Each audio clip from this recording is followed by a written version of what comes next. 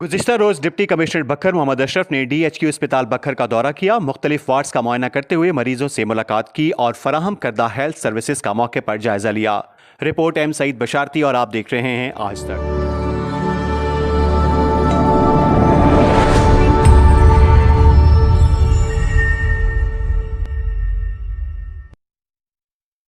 इस मौके पर CEO health and population department doctor Mazhar Abbas Baloch और medical superintendent doctor Ehsanullah Khan भी उनके हमरा मौजूद थे।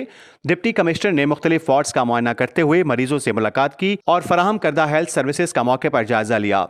उन्होंने अद्वियात की दस्तियाबी और रिकॉर्ड की जांच भी की ताकि मरीजों को बरवक्त और मयारी इलाज मुआवजे की सहूलियात मुयस्सर आ सकें। इस मौके पर डिप्टी कमिश्नर ने हेल्थ अफसरान को हिदायत की कि अस्पताल में आने वाले तमाम मरीजों को उम्दा तरीन सहूलियात फराहम की जाएं और अवाम उन्नास को सेहत के शोबे में रिलीफ की फराहमी तरजीही बुनियादों पर यकीनी बनाई जाए। मजीद खबरों और न्यूज अपडेट्स के लिए देखते रहिए आज तक, खबर सच के साथ। आज तक न्यूज, खबर सच के साथ।